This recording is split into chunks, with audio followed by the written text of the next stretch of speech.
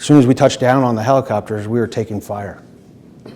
And I was normally the guy that didn't really listen to the sergeant major. When he says, hey, keep your iPro on. Keep your iPro on. Where's your iPro? Why don't you have it on? So I'd wear it in the helicopter, and as soon as we were running off the helicopter, I'd put it right in my cargo pocket. Because sometimes they fog up and this and that, and I said, I just want to be able to see. And then they talk about the military and all the hearing loss and the earplugs. I was also that guy that said, I'm not wearing my earplugs. Why would I stick a piece of foam in my ear so I can't hear the guy that's sneaking up on me? Or I hear shots, but I can't tell which direction they're coming from. So it's kind of a double-edged sword. You want to protect your hearing, but you also have to hear, or else you could potentially be dead from not hearing. And so some of the equipment they have today, though, has got rid of all that. And I look at the younger kids, and I'm sure a lot of the older guys look at us as the next generation always gets the cooler toys and the better toys and the better equipment. And man, when we were in, we had this heavy thing that we had to carry, and rifles, everything's gotten better. We have physical therapists, strength coaches, all kinds of stuff to help them do the best they can. And when we took fire coming off of there, I didn't take off my iPro. I didn't have time to reach up and grab them and put them in my cargo pocket because we were taking fire. And so we neutralized the threat out in the field, and my platoon leader and I are clearing the guy, and we hear over the radio one of our younger guys went into the wrong compound down the street. And this is rural Afghanistan. It's not many things around, farmland, terraces going down, and mud or adobe type of walls on these buildings. And I told my platoon leader I'm going to go provide overwatch for his squad and leadership. And he says, go for it. So I ran off down there.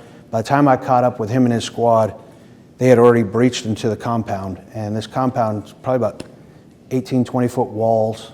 There's a big 2-story structure in the back corner and a smaller building, which we ended up calling it a chicken coop because of its size comparison. And so they ran straight in and started clearing the building.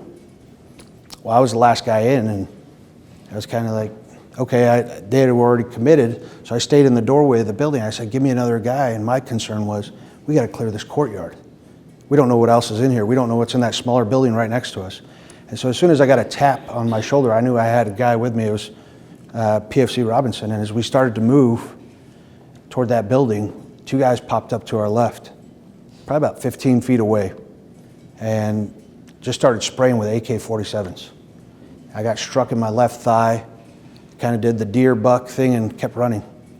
And Robinson got hit just below his armpit and followed me behind. We got behind that chicken coop, and they started firing around us. I prepped a grenade right away, threw it over, it went off, kind of bought us a lull in fire, and another ranger comes running over, Sergeant Higgins, and right away I tell him, hey, watch that corner, help Robinson, and I'm busy watching my corner, and we're still taking fire, and I'm calling up on the radio, letting my command know what's going on. Hey, we got a couple of rangers injured, we need support, we're still under heavy small arms fire.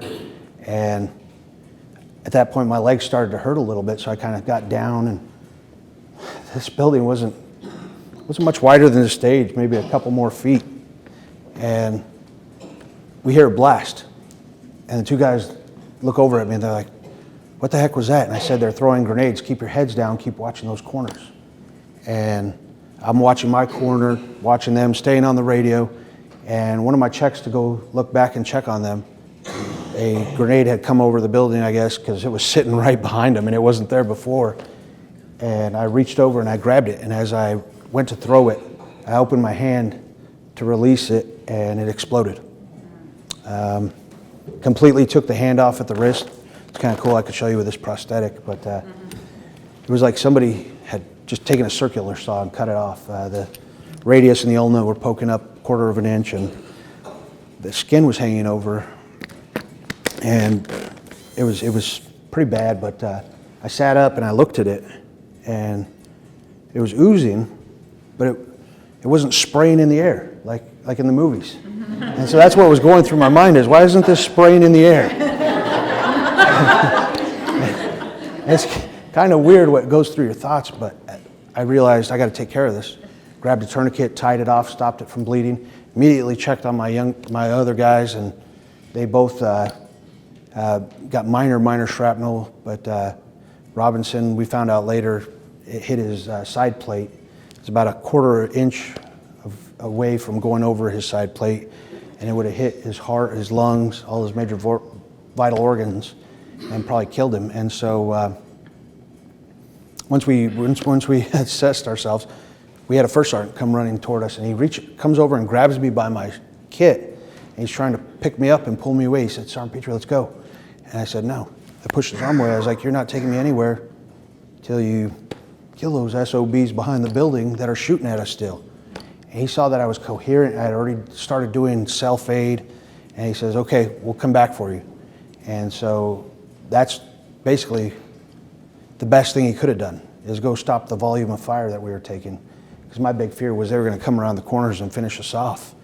And so he went off to go flank, and for whatever reason, I don't know if they ran low on ammo or what, but there was another lull in fire where I was able to grab on another guy, and we got our guys out of there to the medics.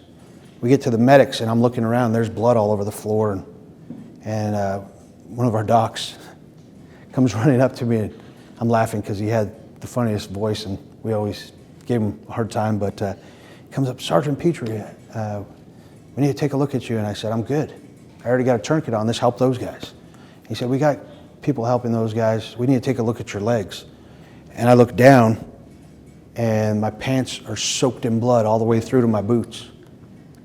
And I didn't realize. I knew when I was hit. I was thinking about it in my mind. I was like, it's probably stuck in the bone. If I get out of here, they'll dig it out later. But your adrenaline's going so high that I didn't even think about it. And I looked down, and when I saw that, mentally, I wanted to stay in the fight. I wanted to do whatever I could to support my guys, even if that meant just sitting on the radio. But physically, I was running out of juice. And so I sat down, they cut off my pants, put tourniquets on my legs, and the bullet had actually come in my left thigh. We think it was one bullet. It looks pretty close. There's no way of really telling if it was one or two, but it went in, out, both thighs. Missed all the arteries, missed all the bone. And I was like, holy cow. 7.62 bullet, for those of you that know, it's not a small round, especially from 15 feet away. And I still look at that as a miracle that day. That had it nicked an artery, I wouldn't be here. I would have bled out within a minute. And it was. I still don't know how the heck I did it that day.